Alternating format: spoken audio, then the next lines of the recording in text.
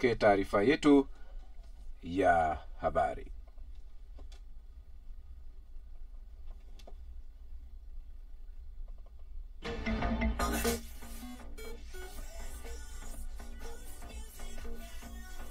Turn it up and let's go.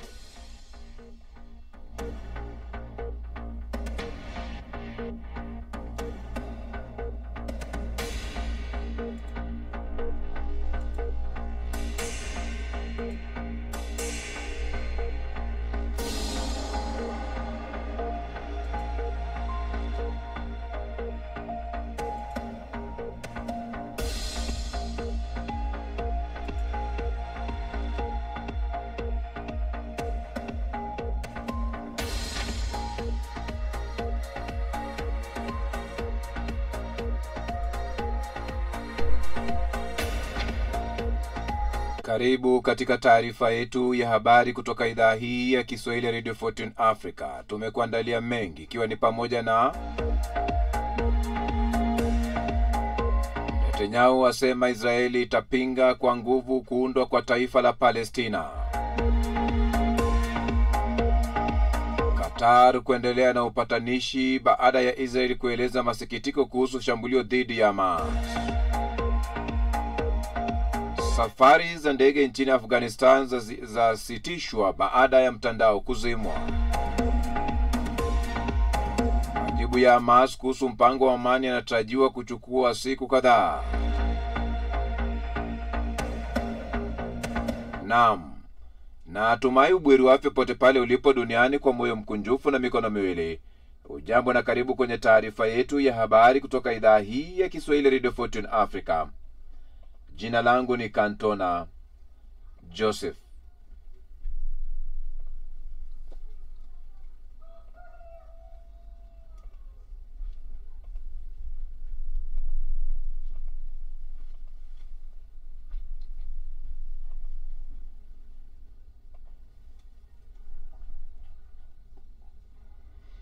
Waziri Mkuu wa Qatar amesema kuwa yuko tayari kuendeleza juhudi zake za kumaliza vita huko Gaza baada ya mwenzake wa Israel kueleza masikitiko yake kuhusu shambulio la anga lililowalenga viongozi wa Hamas mjini Doha mapema mwezi huu. Katika mazungumzo ya pande tatu na Rais wa Marekani Donald Trump, Benjamin Netanyahu aliwafahamisha Sheikh Hamad bin Abdulrahman Al Thani kwamba anasikitishwa na mauaji ya afisa wa usalama wa Qatar katika shambulio la Septemba 9 na kukiuka mamlaka ya Qatar, kwa mujibu wa ikulu ya White House. Pia alidhibitisha kuwa Israeli haitafanya shambulio kama hilo tena katika siku zijazo.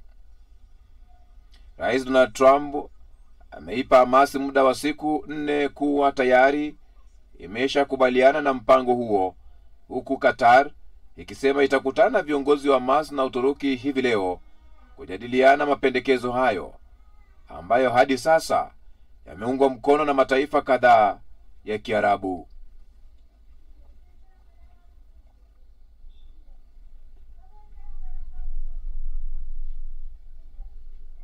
Saumu Njama na taarifa hiyo kwa kina. Wameuawa kwenye kitovu cha jiji la Gaza ambako Israeli imekuwa ikiendeleza operesheni yake inayodai kulenga kuliangamiza kabisa kundi la Hamas na kuwakomboa mateka wake waliosalia huko. Kwenye uchochoro wa Netzarim unaodhibitiwa na jeshi la Israel, wa Palestina 17 wameuawa na wengine 33 kujeruhiwa walipokuwa wakijaribu kufikia eneo linalogaiwa msaada wa chakula.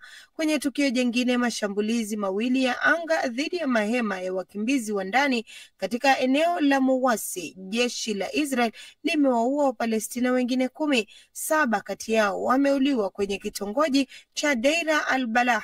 3 wengine wa familia moja, mume, mke mwenye ujauzito wa miezi 7 na mtoto wao, wameuawa kwenye kitongoji cha Khan Yunis wakiwa kwenye hema lao. Yote haya yanajiri wakati kundi la Hamas likisema limeyapokea na sasa linayajadili mapendekezo yaliyomo kwenye mpango wa Trump wa kusitisha mapigano kwenye ukanda wa Gaza.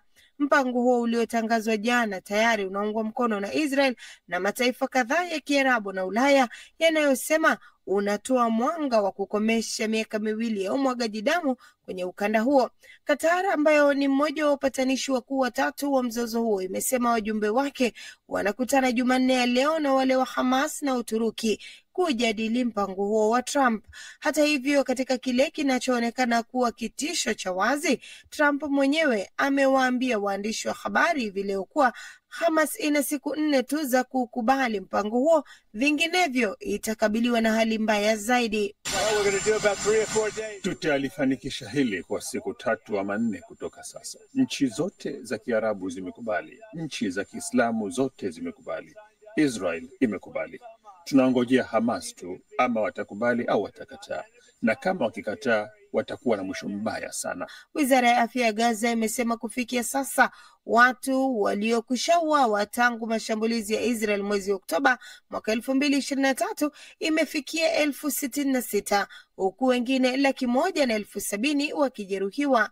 Israel ilianzisha mashambulizi hayo kulipiza kisasi uvamizi wa wanamgambo wa Kipalestina kusini mwa nchi hiyo uliopelekea vifo vya zaidi ya watu 1,200 na wengine zaidi ya 200 kuchukuliwa mateka. Asante sana Saum Njama kwa taarifa hiyo ambayo inafungamana na usalama maeneo ya Mashariki ya Kati.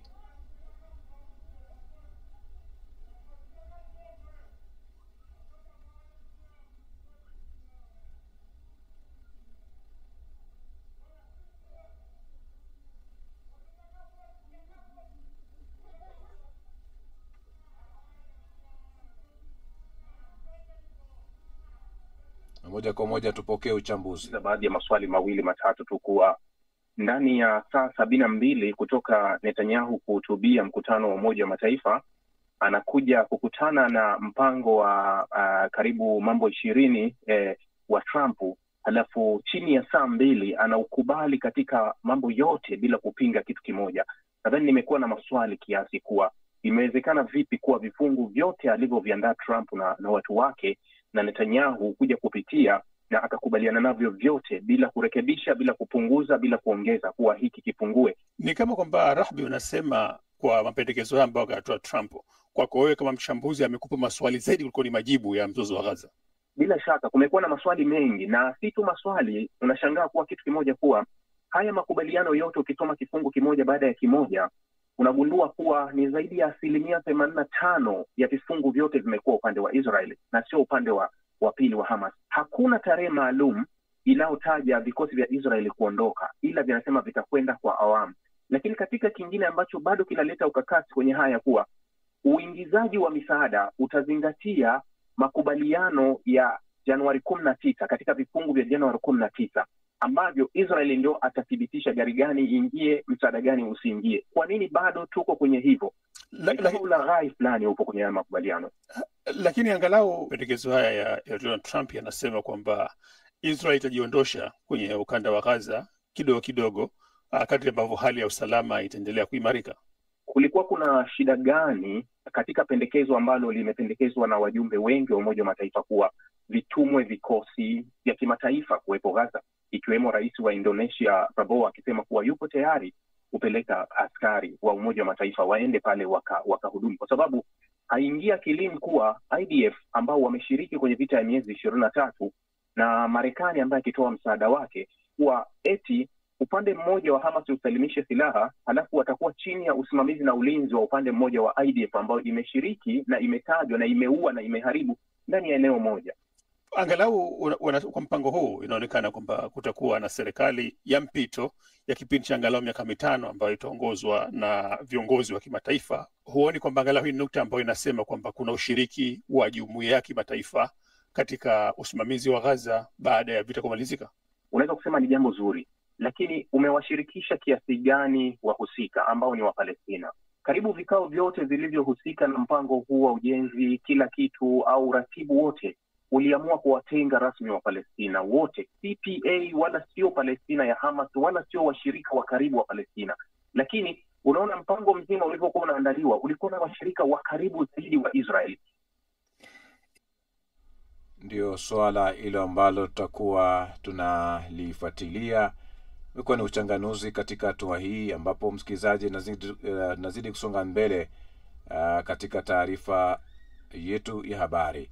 Rais wa Urusi Vladimir Putin amesema watashinda vita ya haki dhidi ya Ukraine, huku Umoja wa Ulaya na NATO vikitangaza mikakati ya kujibu uvamizi wa anga, na Marekani ikitafakari kuizuia Ukraine na kuiuzia Ukraine makombora yanayoweza kufika hadi Moscow.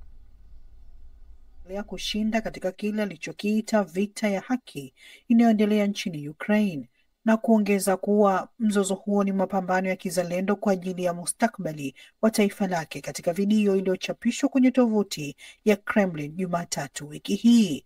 Licha ya madai hayo, vita iliyoanzishwa na uvamizi wa Urusi kwa kiwango kikubwa Februari 2022 vinaonyesha dalili chache ya kumalizika.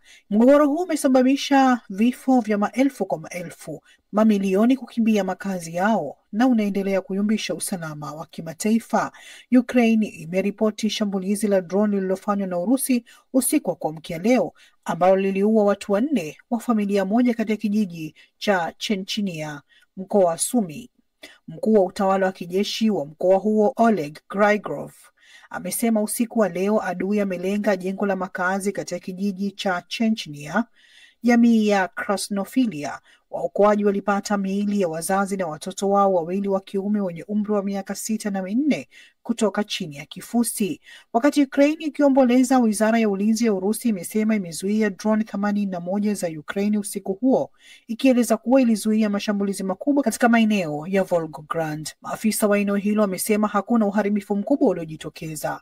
Katika kujibu mashambulizi ya Urusi, rais wa Tume ya Ulaya Ursula von der Leyen amesema kuwa kunahitajika suluhisho la kudumu juu ya suala la ulinzi wa anga na usalama. However, we need a more structural solution. Hata hivyo, tunahitaji suluhisho la kimuundo zaidi kwa msaada wa kijeshi. Ndio maana niliwasilisha wazo la mikopo ya fidia inayotokana na mali za Urusi zilizozuiwa. Mkopo huo hautagawanywa mara moja, bali utatolewa hatua kwa hatua na masharti maalum. Ukraine italipa mkopo huo ikiwa Urusi italipa fidia. Ikiwa Urusi italipa fidia, wakosoaji lazima wawajibishwe. Must be held responsible. Nchini Marekani, mjadala unaendelea kuhusu ombi la Ukraine kupewa makombora ya Tomahawk yenye uwezo wa kufika ndani kabisa ya Urusi. Makamu wa rais J.D. Vance amethibitisha kuwa ombi hilo linazingatiwa, ingawa rais Donald Trump bado hajatoa uamuzi wa mwisho. Moscow pia imeonya kuwa hatua hiyo itasababisha kuongezeka kwa mvutano wa kiwango kikubwa, kwani makombora hayo yanaweza kufika hadi Moscow. Asante sana Najad Omar kwa taarifa hiyo.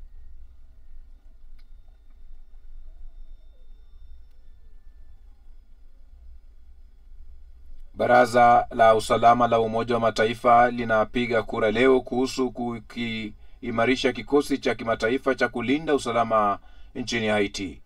Kikosi hicho ambacho kwa sasa kinajumuisha askari 1,000, wengi kutoka nchini Kenya, kinawasaidia polisi wa Haiti waliozidiwa nguvu kukabiliana na magenge ya uhalifu nchini humo.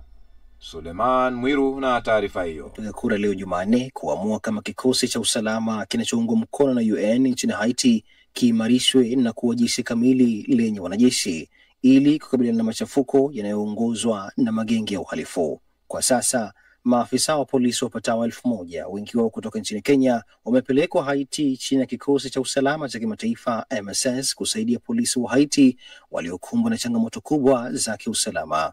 Lakini hata hivyo, tangu kuidhinishwa kwa mpango huo mwaka 2023, operesheni hiyo imekuwa na matokeo mchanganyiko. Kiongozi wa baraza la mpito la urais nchini Haiti, Laurent Sensia, amesema kuwa kila siku maisha ya watu wasio na hatia yanapotea kwa risasi, moto na hofu, huku zaidi ya watu milioni 1 wakilazimika kuhama ndani ya nchi. Amesema miundombinu na uwekezaji vinaendelea kuharibiwa na magenge hayo. En Haïti, c'est une guerre qui se joue, une guerre entre des criminels Nchini Haiti kuna vita vinavyoendelea, vita kati ya wahalifu wanaotaka kulazimisha vurugu na raia wasiokuwa na silaha wanaopigania heshima ya kibinadamu na uhuru.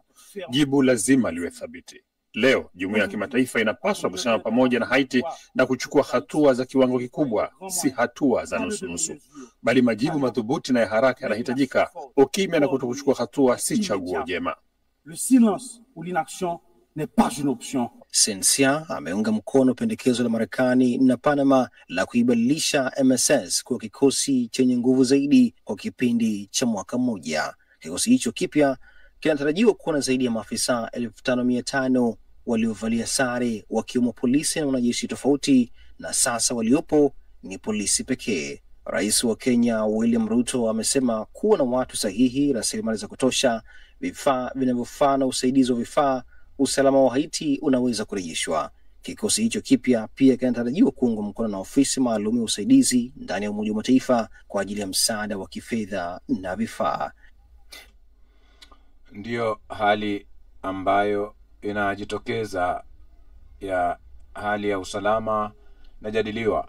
Waajiriwa na viwanda barani Afrika wanakabiliwa na hofu ya kupoteza faida za miongo miwili ya upendeleo ya kibiashara na Marekani kupitia mpango wa ukuaji wa fursa Afrika AGOA, ambao muda wake unakamilika hii leo. Hata hivyo, kuna mwanga wa matumaini baada ya utawala wa Rais Donald Trump kuashiria kuunga mkono kurefushwa kwa mpango huo. Wakiombogo na taarifa zaidi. Za kurefushwa kwa mpango wa AGOA ambao kwa miaka 25 umekuwa nguzo ya biashara kati ya Marekani na zaidi ya nchi 30 za Afrika. Licha ya jitihada za kupata muda mrefu zaidi kushindikana bungeni Marekani, kuna matumaini baada ya ishara kwamba utawala wa Trump unaweza kuunga mkono kurefushwa kwa muda mfupi. Mpango wa AGOA uliopitishwa mwaka 2000 umetoa fursa kwa maelfu ya bidhaa kutoka Afrika kuingia Marekani bila ushuru, huku kisaidia mamia ya maelfu ya ajira katika sekta za magari, nguo, kilimo na mafuta. Lakini ushuru ulioanzishwa na Rais Trump mwezi Agosti wakati ya 10% na 30% umevuruga biashara na kuzua mashaka juu ya mustakabali wa mpango huu. Nchini Kenya, sekta ya nguo na mavazi imekuwa miongoni mwa wanufaika wakuu, ikiuza jeans za Wrangler na Levi's kwa Marekani. Hata hivyo, wiki hii kiwanda kikubwa mjini Nairobi kilitangaza mipango ya kuwafuta mamia ya wafanyikazi kutokana na hali ya kutojulikana mustakabali wa AGOA. Pankaj Bedi, mkurugenzi wa United Aryan na mwakilishi wa shirikisho la wazalishaji bidhaa la Kenya, amesema tayari atapunguza wafanyikazi 1,000 kati ya 10,000, jambo litakalo hatarisha maisha ya maelfu ya familia. Amesema viongozi wa Afrika walipewa ishara zisizo rasmi kutoka New York kwamba AGOA itapitiwa upya, lakini uhakika bado ni mdogo. Kwa wabunge wa Kenya, hali hii ni tishio kubwa. Akizungumza bungeni, mbunge wa Tharaka George Muragara alisisitiza madhara ya kusitishwa kwa mpango huo. We know very well there is a lot that we produce here. Tunajua kuna bidhaa nyingi sana tunazozalisha hapa ambazo zina thamani kubwa kwa watu wa Marekani. Watu wanaofanya kazi katika viwanda na sekta ya kilimo wataathirika.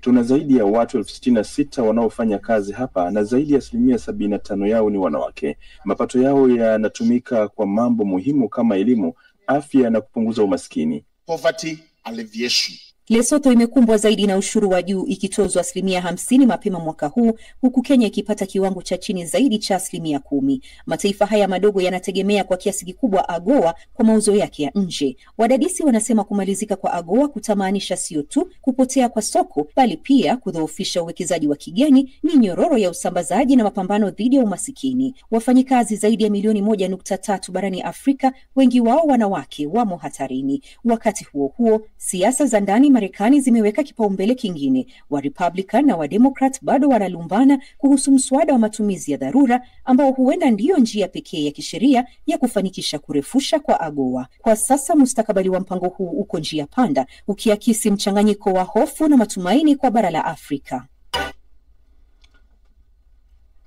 Haya, nazidi kusonga mbele katika hatua hii, msikilizaji. Unatupokea kwa njia nzuri sana. Afrika Leo jioni ni taarifa yetu ya habari, ambapo vile vile uwanja wa ndege mkuu wa Afghanistan umesimamisha huduma zake kuhusu nchi hiyo, ikikabiliwa na itilafu ya kukatika kwa mtandao wa interneti kote uliowekwa na serikali ya Taliban. Taliban bado haijatoa sababu rasmi ya uamuzi huo, ambao ulianza kutekelezwa siku ya Jumatatu, lakini wamesema utadumu hadi ilani nyingine. Mawasiliano nchini Afghanistan na kwa ulimwengu mzima yameathiriwa sana, kama vile huduma muhimu ikiwa ni pamoja na benki, malipo ya upatikanaji wa elimu ya mtandao, msaada mkubwa kwa wanawake na wasichana wengi, uwanja wa ndege katika mji mkuu Kabul wakati huo ulikaribia kutelekezwa, kulingana na mkazi mmoja bila ushahidi wa ndege kuwasili au kuondoka. Huduma ya ufuatiliaji wa safari za ndege Flight Radar 24 ilionyesha kuwa safari chache za ndege zinazoingia na kutoka Jumanne ziliahirishwa.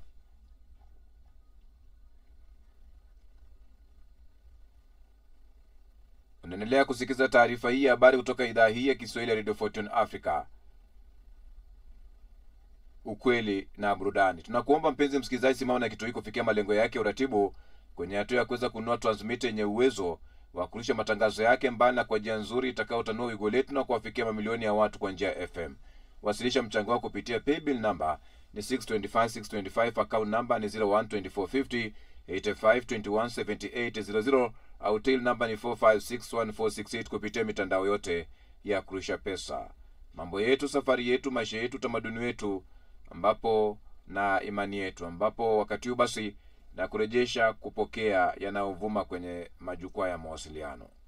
Kwako Josephat Charo na Tatu Karema. Ito Abwao na Brian Mwaniki wanashtakiwa kwa pamoja kwa kumuua Ojwang usiku wa Juni 7, kukumbushia tu mwaka huu katika kituo hicho cha Central.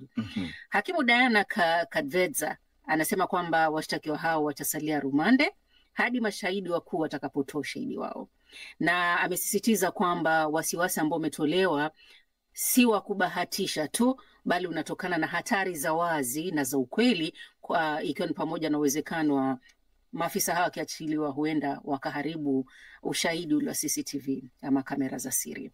Wanasemaje wafuatiliaji? Wanasema mengi. Irene Grace anasema huu ni uamuzi wa busara wa mahakama kutoa dhamana kwa watu binafsi ambao huenda wakaingilia kati na mashahidi kungedhoofisha ufuatiliaji wa haki. Hakimu ameweka uadilifu wa kesi na usalama wa mashahidi kwanza, ambalo ni jambo sahihi. Haki ya Albert Ojwang na ulinzi kwa wanaotoa ushahidi lazima zisalie kwa kipaumbele.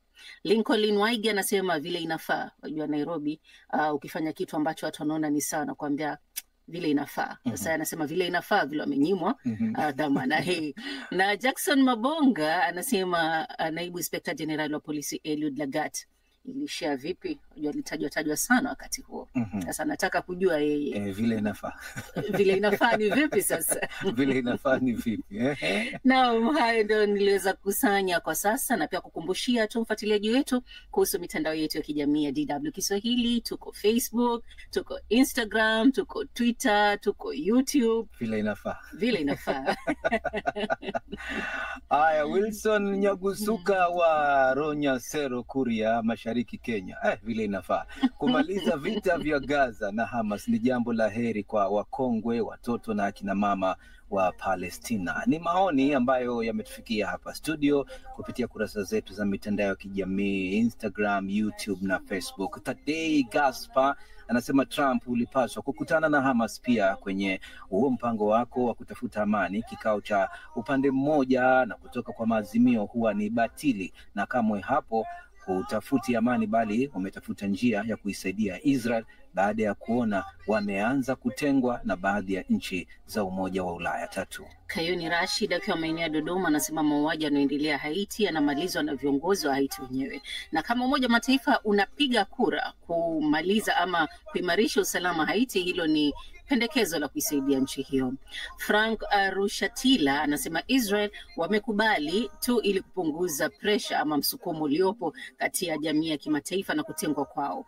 Pia aibu ambayo ingeletwa na flotilla katika kuvunja ukuta uliowekwa kati ya watu wa Gaza juu ya taifa lao la Palestina. Nzoye Saba Jean-Claude wa Bujumbura nchini Burundi anasema magenge ya wahalifu wanahatarisha usalama wa raia. Serikali ya Haiti wameshindwa kuwadhibiti, hivyo wanapata msaada kutoka wapi? Sauti ya Pesa wa Kakuraijo, Karagwe nchini Tanzania, anasema ni jambo jema sana basi Hamasi wawe tayari kupokea mpango huo ili kukomesha vita huko Gaza. DDS Sahani Hodari kutoka Lubero, Kivu Kaskazini, Jamhuri ya Kidemokrasia ya Kongo, anasema sasa ni bora amani ipatikane, maana raia wengi wanapitia hali mbaya huko eneo la Gaza. Isaya Sambo mpenda amani ikiwa Tanzania anasema Haiti imekuwa kwenye mkwamo wa kiusalama muda mrefu.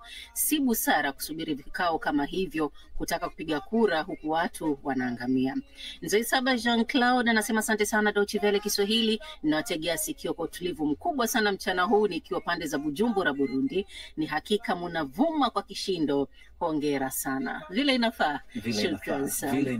Vile inafaa. Haya msikilizaji, basi hadi hapo ndipo tunakamilisha matangazo yetu ya jioni. Kwa niaba ya mwenzangu hapa Tatu Karema, msomaji wa habari Saumo Mwasimba na msimamizi wa matangazo Celestine Wasike, mimi ni Josephat Charo na kutakia jioni njema.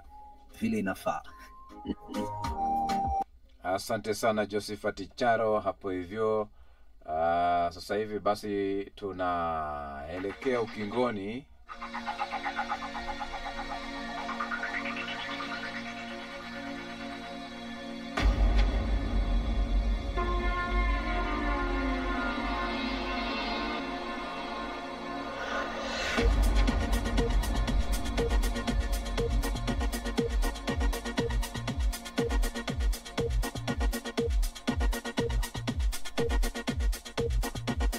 Tupokee kiziba mkonga cha siku ya leo. Kiziba mkonga cha siku ya leo. Unakesha na mtu wako baa hadi kuna kucha.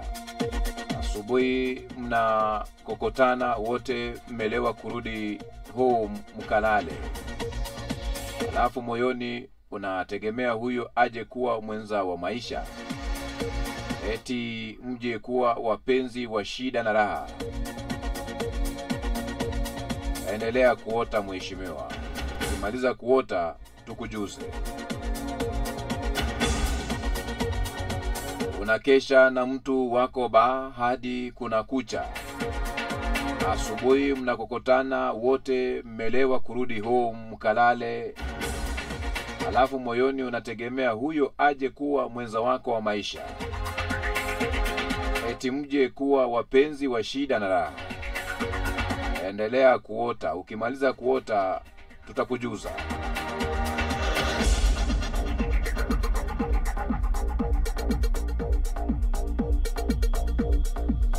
Ndio maana utapata kuna aliye kwenye ndoa anateseka, anaamua awe single, alafu anateseka zaidi. Kuna aliye single bila furaha, anafikiri akipata mwenza atakuwa na furaha, alafu akishampata anapoteza hata ile furaha aliyokuwa nayo kidogo. Alafu kuna wewe hapo, jijazie.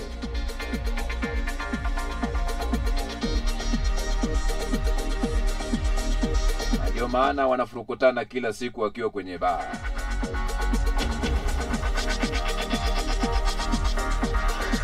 Na hicho ndicho kiziba mkonga cha sasa.